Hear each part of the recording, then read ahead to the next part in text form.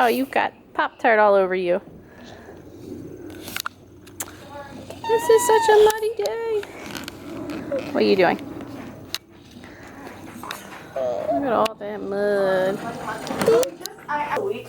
She's told me Okay. it's good for me to just do it as maintenance.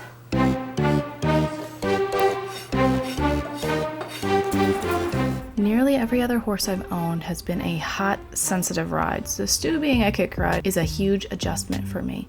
I'm used to having to slow down and rate a horse, not encourage energy. But low energy, I'm learning, really kind of stinks. It makes everything so much harder. So now that I'm sure Stu will stop and turn, I feel confident about making him move forward. It's way too mucky for this, so hope for the best. Although I did want to work on this before, I also didn't want to because I wanted to be completely sure that he would stop and turn. After all, if he doesn't stop and turn while moving slowly, he's definitely not going to do it going full speed. Then I'd just have a big mess. As messy as this arena. The arena was a mess, by the way. Like much of the East Coast, we had a lot of rainfall, but it's nothing compared to the devastation of North Carolina. My heart is just breaking for them and their animals. Our version of messy meant the arena had a lot of standing water in it. You're really not supposed to ride on super wet arenas unless the arena is actually weatherproof. The really soft, wet sand slips too easily, so the horse hoof goes right down to the sublayer, and you can punch a hole right in it. And then you have a wholly uneven arena, which lets in the mole people that spook horses. So for this reason, we need to stay out of the flooded areas and stay in the drier areas. And that left us with a really weird track to follow. This is me practicing moving out from a halt. I was encouraging him strongly to get a nice big trot, but then also stopping him after a few strides. My goal is responsiveness. How fast does he go from the halt to the walk to the trot, and then back from trot to either halt or walk, I don't remember. I was also trying to do nice turns. This wasn't really as tidy a turn as I wanted. It was kind of big. I was trying to do more of a pivot. I'm not that good, okay? But I didn't just practice responsiveness. I also practiced just keep moving because he also likes to stop at random points now. So the goal is just to I want him to keep a trot. Ideally, it would be like set him in trot and he should just keep trotting without me having to continually kick him. So that is the goal. Set in trot and stay trotting. Stop stopping, Stu. Since I've started riding, I have discovered that I am the absolute master of goblin seat equitation. I could easily be Golem up there. It's perfect. In fact, be on the lookout for my debut book, coming soon to your bookshelf. Yes, I'm placing it directly there. But since that seat is frowned upon for some reason, I am working on improving my posture, if you could really call anything other than goblin seat equitation an improvement. Since I have to do this with my own mind, I've been using a lot of the visualization techniques from the book Centered Riding by Sally Swift. It's a really good book, you should check it out. It's been helping me remember to stretch up and down, destroying my perfect goblin posture. He's also decided that it's funny to turn around when I stop and bite my feet, which at this point is just getting annoying. Come on, Stu, stop biting my feet, they don't taste good.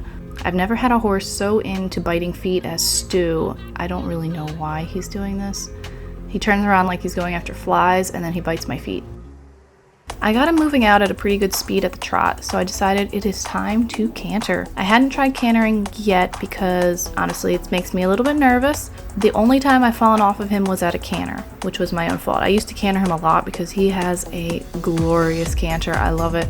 But, you know, just nervous rider, being nervous. That's what we do. So first time I haven't asked him to canter in so long, I don't think he even knew what I was asking, and he was confused, like, oh, yeah, canter, right. But I came back and I asked him again. Actually, I think the second attempt was probably the best, but it still kind of took a few strides, so we'll just have to be working on that, prep him a little bit better for the canter depart. But you know, canter departs don't become clean unless you practice, so even if they're messy, you gotta keep practicing.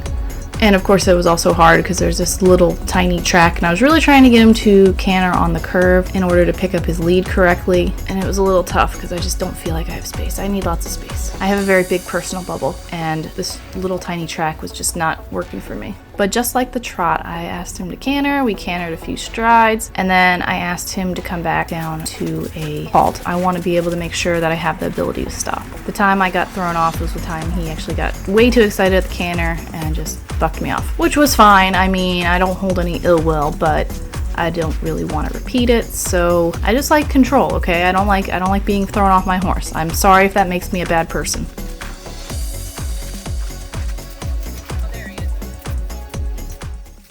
So then we were all done, he got his little pats, and then my son wanted me to open up this bag that he's been carrying around for the last half hour or so, which was also fine, even though that was his sister's birthday party favor from a birthday party she attended. But, you know, whatever. She probably forgot about it, right? Side note, she did not forget about it. She remembered when she saw the stuff that he was carrying around.